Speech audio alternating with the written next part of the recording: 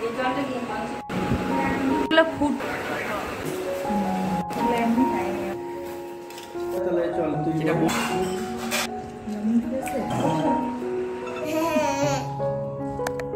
Hello, good evening সবাইকে। তোমরা কেমন আছো? জানি অবশ্যই ভালো আছো, আর আমিও ভালো আছি। পুনম দাস ব্লগে সবাইকে অনেক অনেক ওয়েলকাম। তো আজকে আমি দেখতেই পাচ্ছ একটা ড্রেস পরে রেডি হয়েছি। কোথায় যাচ্ছি বলো তো? দাঁড়াও একটু পরেই বলছি। আজকে আমরা যাচ্ছি আমার বুনুর বাড়িতে। বুনুর বাড়িতে ইনভাইট রয়েছে। তার আগে পাড়ার পাশে গঙ্গা মায়ের পুজো হচ্ছিল, সেখানে একটু ঠাকুর প্রণাম করে বেরিয়ে পড়লাম। তারপর একটা মিষ্টির দোকান থেকে কোল্ড ড্রিঙ্কস নিয়ে নিলাম বুনুর জন্য। তারপরে চলে যাচ্ছি ওর বাড়িতে। আর দেখো, তোমাদের সাথে কথা বলতে বলতে পৌঁছেও গেছি।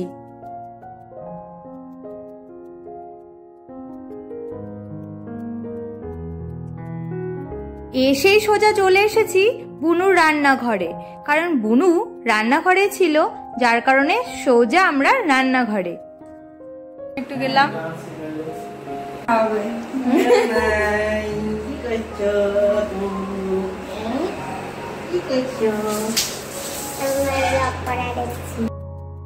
দেখে বুঝতেই পারছো আমাদের জন্য স্পেশাল কিছু করা হয়েছে, সেই কারণে আমাদের আজকে আসা।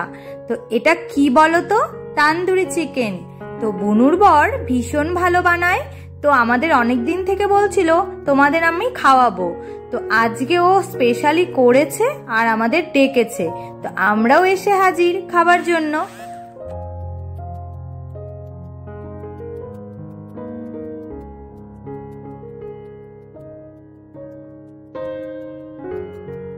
শুধু ইভিনিং স্ন্যাক্সই নয়, এরপরে রয়েছে রাতেরও খাবারের আয়োজন।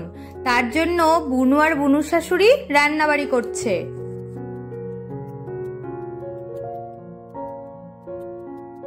খাবারের আয়োজন শুরু হলো সবে। এই যে দেখো, প্লেটে পেঁয়াজগুলো কেটে সাজিয়ে দিয়েছে, আর এটা এক রকমের চাটনি করেছে, পুদিনা চাটনি। এর মধ্যে অনেক কিছু রয়েছে, তবে আমি ঠিক মতো বলতে পারবো না এর মধ্যে কি কি রয়েছে, তবে একটা পুদিনা পাতা কিন্তু উপরে ভেসে রয়েছে। এই তান্দুরি চিকেন বানাতে অনেকটাই সময় লাগে। 3 বার করে নাকি বের করে বাটার ব্রাশ করতে হয়। তো এটা এখনো হয়নি, হচ্ছে। 2 বার অলমোস্ট করা হয়ে গেছে, আবারও 3 বারের বার বের করে বাটার ব্রাশ করা হচ্ছে। কতটা পরিমাণে খাটনি রয়েছে তা এবারে ভালো মতোই বুঝতে পারছো তোমরা।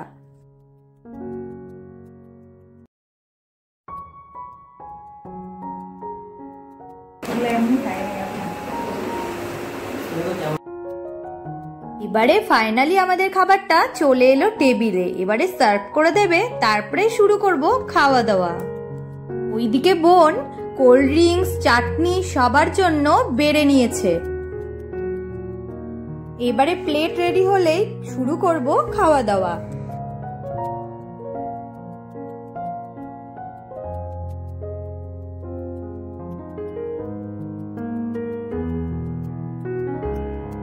এদিকে একটা আবার চিকেন টিক্কাও বানিয়ে ফেলেছে, এটা সবাই আমরা শেয়ার করে খাবো। যাক, অনেকক্ষণ ওয়েট করেছিলাম, এবারে ফাইনালি খাবারগুলো বেড়ে নেওয়া হয়েছে।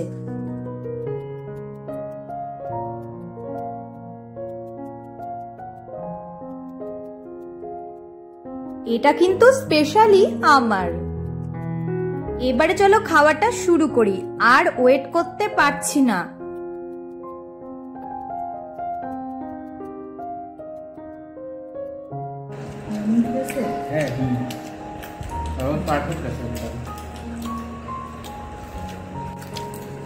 কোল্ড ড্রিঙ্কস থেকে ভালো লাগছে না? এখানে দেখতে না, আমি 3500 2200 টাকায় যাচ্ছে।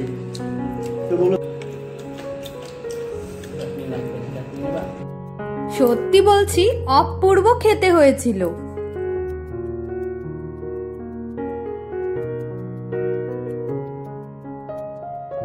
খাওয়া দাওয়ার পরে চলে এলাম বুনুর ঘরে। এখানে বসে আমরা সবাই মিলে জমিয়ে আড্ডা দিচ্ছিলাম।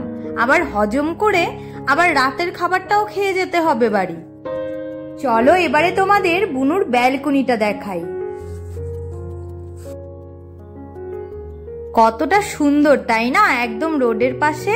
আর এই দেখো কত রকমের গাছ লাগিয়েছে এখানে, ওরা পাহাড় থেকেও কিছু গাছ এনে লাগিয়েছে, তাছাড়াও নানান রকমের, আমি তো সবকিছুর নাম জানি না, জাস্ট তোমাদের দেখাচ্ছি, যারা যারা চেনো দেখে বুঝে নাও। এরকম রোডের পাশে বাড়ি হলে আর কি লাগে, যখন মন খারাপ লাগে একটু ব্যালকনিতে এসে বসলেই, লোকজন দেখলেই মনটা ভালো হয়ে যায়। লাল এরকম ফুল ফোটে 1-2 মাস থাকবে, কিচ্ছু হবে না।